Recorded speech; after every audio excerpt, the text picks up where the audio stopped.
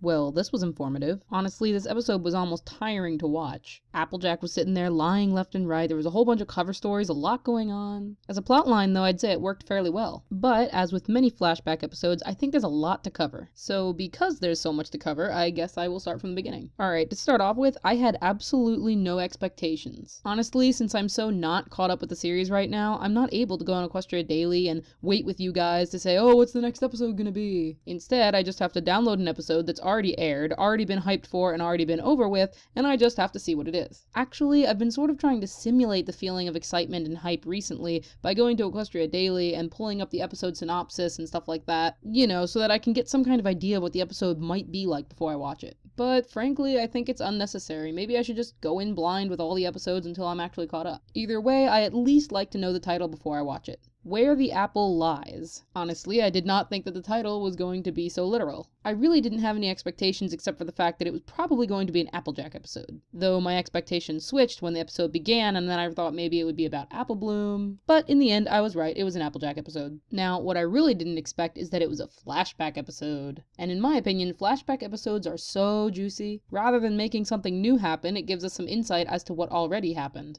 Good for character development and whatnot. And in this case, boy did we get new information. Now, before I get into the flashback though, let's look a little bit before then. So honestly, the very beginning of this episode was building up to be an episode where Apple Bloom had to go through a whole bunch of lies and try to fix something that she messed up on. I wasn't expecting it to be resolved so quickly and then flipped into a flashback episode about Applejack. By the way. Aww. Anyway, as I was saying, what I found interesting was when Apple Bloom said, "You haven't told a lie in your whole life." Now, I find this interesting for two reasons. First, actually, she has. Temporary and good intention or not, she still has. Secondly, Apple Bloom heard Applejack at some point confess to lying. This was in Applejack's key episode. This scene right here. It seems to work for Granny. And later she confesses this as a lie. Are you saying you lied?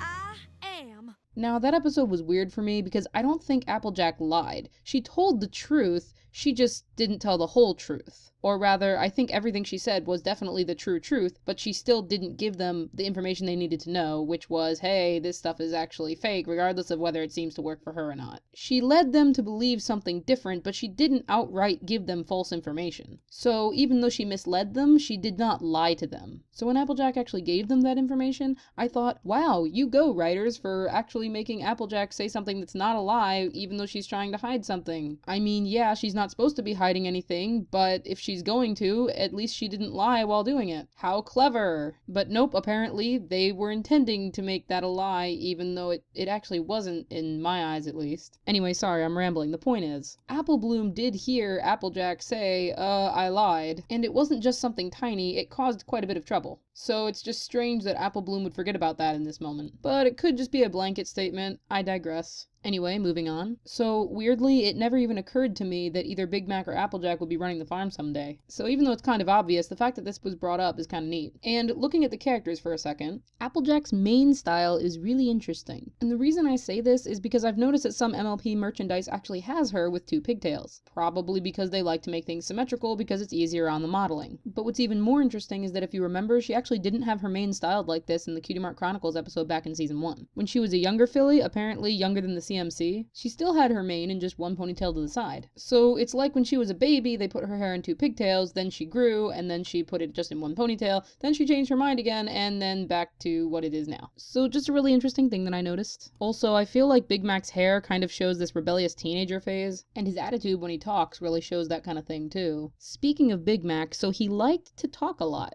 That's a really interesting thing to insert into the story. Honestly, I have a hard time believing that this event alone is what caused him to stop talking so much, but this could have very easily been just kind of the first step that led him to that. This is a good opportunity for Peter New, though. He's a decent voice actor. I'm almost sad he doesn't get more parts. You all remember when Big Mac first had a lot to say? Back in that Ponyville Confidential episode. We were so excited and shocked. Those were the days. By the way, did I hear this right? Her name is Spoiled Milk? You know, similar to Diamond Tiara, she probably has some kind of backstory that makes her as, you know, mean and stuck up as she is. And who wants to make a bet that it's because her parents didn't like her and they gave her a horrible name from birth or something, and then she was teased all her life because of it, and, you know, had a terrible family life, terrible school life. Anyway, just an idea. So this is about to get complicated. Actually, I changed my mind, but I will mention it briefly. Basically, Cheerilee's age in this scene really made me question things. A majority of this entire video is probably going to just be age analysis of the ponies in general, but I decided that that was probably suited for another video. So instead, I think I'm just going to make another video based on age analysis. Moving forward, has it actually been said that Backyard Bargains buys from Sweet Apple Acres? Because strangely, I don't remember hearing about that, and it's actually kind of neat.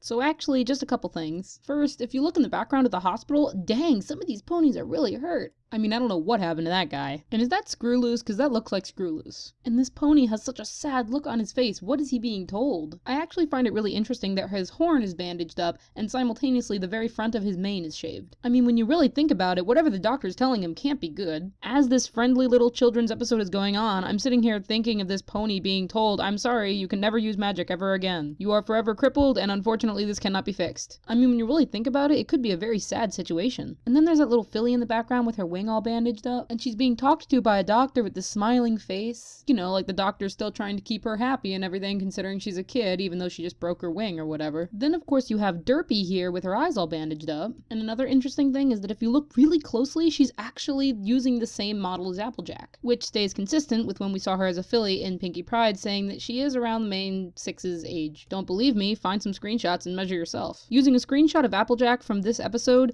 I found out that it is pretty much the same model, and just in case I was wrong, I used a Derpy vector that I found. Of course, it was from an episode, because, you know, fan vectors are not exactly going to be as accurate. I mean, it probably was made by a fan, but it was traced from an actual show, so it's close. And while I couldn't fit this Applejack picture in there exactly, I couldn't even get close to trying to get the adult model to fit it. And since she already had derped eyes as a filly, we can assume that she didn't get into an accident and then, oh look, this is how Derpy's eyes got derped. Instead, we could probably assume that she tried to fix her eyes, which is really interesting because that either means that she was teased for it or she just got tired of dealing with the side effects of having derpy eyes all the time. You know, probably not as good vision, etc. And I'm sitting here reflecting on all these possibly serious topics that are just sitting in the background of a kid's TV show, and then they hint towards sawing Big Mac's leg off. Honestly, I was almost a little surprised. That was enjoyable though. And a few other things. So Zap Apple Jam can be stored for moons. Huh. You know, Big Mac is pretty sensible. So the reason why Big Mac always wears his yoke is related to when he began calling himself Big Mac. So the same thing that made some trees start growing really tall is the same thing that gave Big Mac his cutie mark. Was this really necessary? It's almost cute how stubborn Big Mac was.